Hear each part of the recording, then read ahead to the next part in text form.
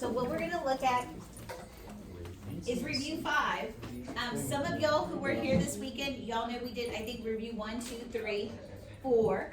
And so I have no clue where 5 has gone. I swear it was on my stuff, but it's nowhere to be found. So unit 5, what we're gonna be looking at is fiscal policy. And so we are gonna be looking at our graphs. We're gonna be looking at the government coming in and out and doing stuff to try to close those gaps. So in the short run, we know equilibrium is where our GDP, if there's less than the output, we know we're in a recession. If we know we're full employment, everything is at that star. And we know long run equilibrium occurs when that star gets created between my short run aggregate supply, aggregate demand, and my long run.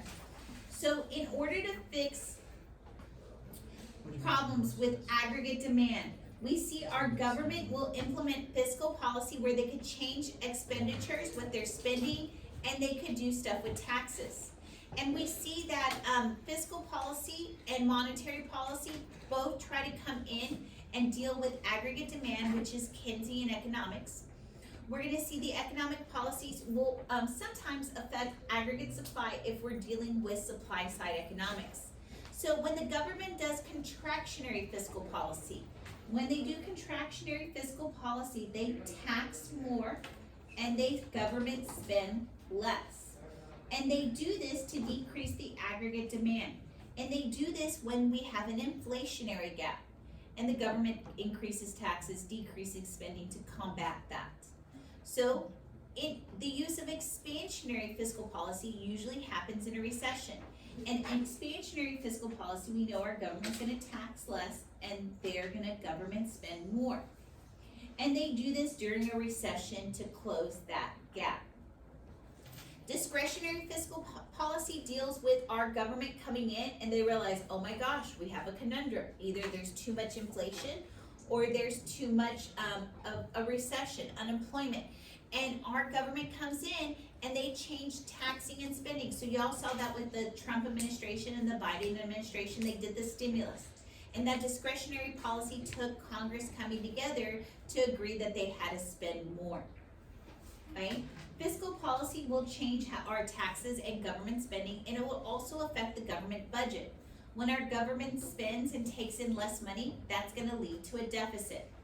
When the government takes in more taxes and spends less, that's gonna lead to a budget surplus. And so we see that the summation of this can lead to a deficit in the long run, and we currently know that our government is in $31 trillion in debt because it is deficit spend. And so when our government has to spend, when they're doing that expansionary fiscal policy, they have to borrow from our money supply. Remember I referred to our fictitious money supply? And when our Trump administration, Biden administration, when they needed to borrow this money from the stimulus, they took all of that money out, right? And was there anything left for the people? That's called crowding out, right? And so we know that our government, in order to deal with the crowding out, they purposely reduced that reserve requirement down, right? And so we see when the government does take from the money supply, it will result in higher interest rates, okay? Y'all remember that I showed you long run aggregate supply, short run aggregate supply, and aggregate demand all intersecting, right? And y'all know it was 3 curves and we had to move all of that stuff. But then I showed you one curve that did it all. That was my Phillips curve. This Phillips curve, do y'all remember, it shows me the trade-off between inflation and unemployment. And it's an inverse relationship. When I have inflation, I usually have low unemployment. When I have high unemployment, I have low inflation. And we're gonna see that they're the trade-offs, right? It's one or the other. I also know that my Phillips curve, right, has a long run Phillips curve. Do y'all remember those notes? Okay. And this long run Phillips curve is always gonna be about 5% unemployment, because that's the ideal unemployment rate. Is it coming back to you? Yes, some of you it's a little bit fresher, some of you it's a long time ago, right? So let's go flip over to this next side. 5 to 8 was ideal, right? But anything higher than 8 is when it's considered a crisis. Okay, anything higher than 5 tells me I'm in a recession. Okay. Our current rate of unemployment is around 8%, so are we in a recession? Yeah. Yes, but I also know that I have high inflation. Can I do that on this Phillips curve?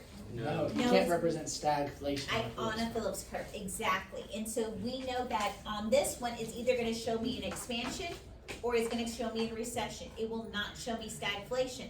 And I know the only time I can see stagflation is when I come to this graph.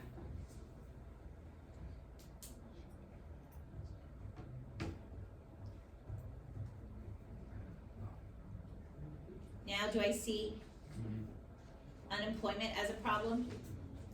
Do I see prices as a problem? So this is that negative supply shock. This is one that shows me stagflation. My Phillips curve can never do that. Do you remember this? Some of you are like, yes, this was 3 weeks ago. Okay, some of you were like, no. It this was is 6 the- months and 3 weeks ago. Yes. Okay, November. I don't know how long November was ago. Hey, can I flip to the next slide?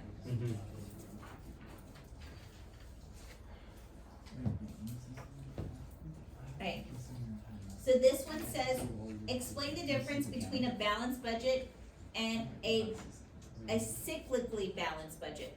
Well, a balanced budget means what the government spends is equal to its tax revenue.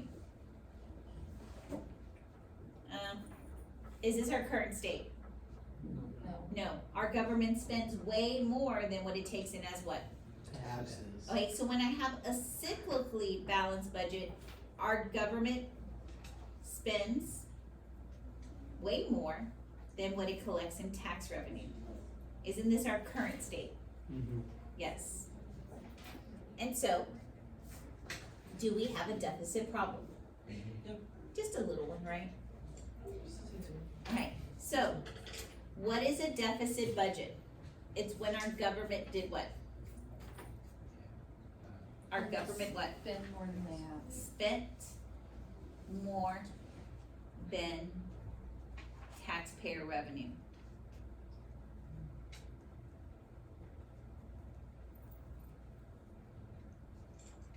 What problem does a deficit budget cause? A lot of problems. It's a big one. Debt. Don't let Dave Ramsey know. It's gonna cause, what's another problem it's gonna cause? What should the government do to mitigate this? Tax. Raise taxes. Higher taxes.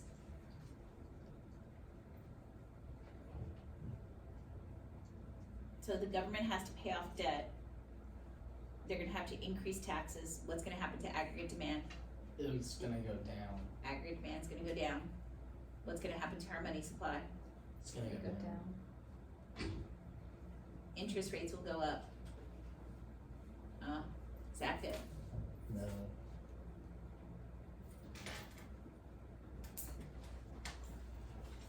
Why did we start borrowing in the first place, Mr. Dean? We have wars to pay for, people to help. I thought it was because we didn't have economics class yet. No.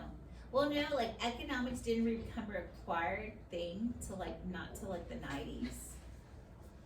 Only FDR and economics Yeah. class. FDR had this guy named John Maynard Keynes who advised him, which I'm eventually gonna come down here to Keynesian. That's the guy who was advising him to take debt. Oh, that was a question on our government test. Really? Yeah, It was one of the talked about answer choices, it was that, supply side, monetary policy, and fiscal policy. But I don't remember what the question was. I was on there. Yeah, I was wondering why it was on that Well, government cause test. it, We've no, never it was, talked about it that used to be, government. no, she used to have it as a question on her, government, I can't remember, it was a congressional, and kids who had me first semester knew the answer in that class, but then she stopped teaching it because people got upset about it, but now it's on your test, now you're upset about it.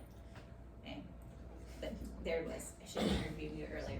Okay, what's the difference between deficit and debt? Okay, deficit is like, we don't have the money to pay for it, but are we gonna tax later to pay for it? Yes, debt is what we've earned, right? So a deficit, our government says when they run a deficit is that they're gonna tax later, but you already know, do they do that? No. No.